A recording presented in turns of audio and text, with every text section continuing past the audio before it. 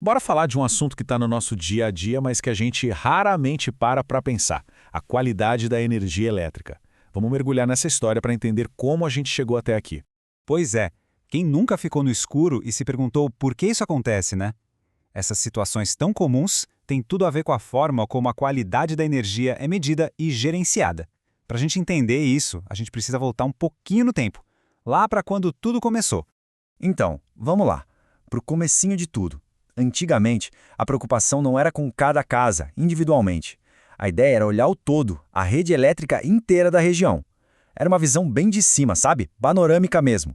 E para fazer essa medição geral, foram criados os chamados indicadores coletivos. O nome já entrega, né? Eles olhavam para o coletivo, para o sistema como um todo, e não para as partes isoladas. E os dois principais eram o DEC e o FEC. Vamos simplificar? O DEC media por quanto tempo, na média, uma região ficava sem luz. Era a duração do problema. Já o FEC media quantas vezes, em média, a energia caía, ou seja, a frequência. É como se fosse um check-up geral da saúde da rede elétrica. A agência reguladora usava isso para ver se as distribuidoras estavam fazendo um bom trabalho. Só que tinha um problema. O que isso significava para cada pessoa, de verdade? E foi aí que o foco da história começou a mudar. Olhar só para o sistema era importante sim, mas não contava tudo. Era preciso entender o impacto real lá na ponta, na casa de cada um.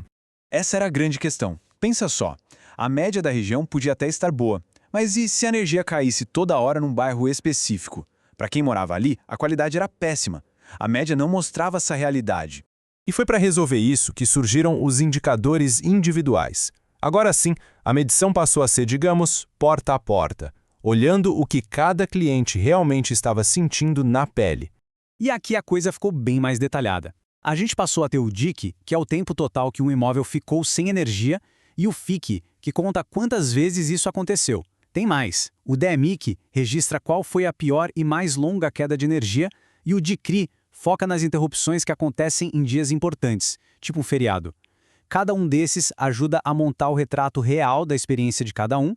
Então, resumindo, a gente saiu de uma média geral que servia mais para fiscalização e foi para uma medição pessoal, que tem uma consequência bem direta e prática para quem paga a conta de luz. Olha só, essa imagem aqui ilustra essa mudança perfeitamente. A gente sai daquela visão ampla da rede, que é o onde saímos, e aproxima a lupa, focando na residência, que é o onde estamos, e na compensação que isso gera. E aqui está a grande virada de chave. Se algum daqueles limites individuais de falta de energia for ultrapassado, a regra é clara: a distribuidora tem que compensar o cliente. E essa compensação vem de forma automática, como um desconto direto na conta de luz. Ok, mas ter todos esses dados não serve só para gerar desconto na conta. A principal função deles é outra: é usar essa informação para melhorar o sistema de verdade. Exatamente. Para a equipe de engenharia da distribuidora, esses números são como um mapa do tesouro. Ou melhor, um mapa de problemas.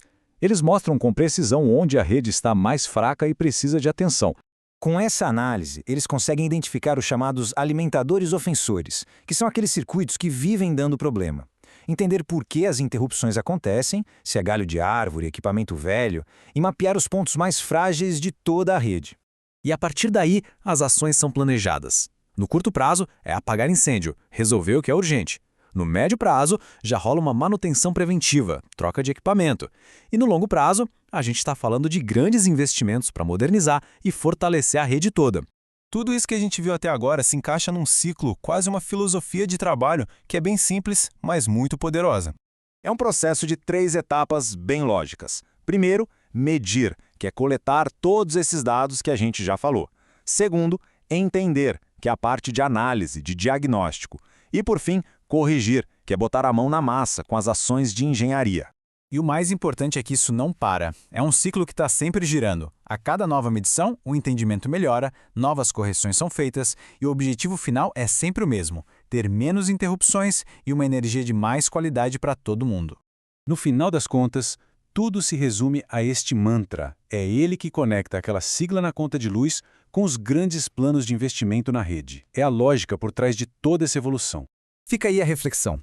Da próxima vez que a luz piscar, talvez a gente possa pensar que não é só um incômodo. É também um dado, o ponto de partida de um ciclo inteligente que está sempre trabalhando para tornar o sistema mais confiável para nós todos.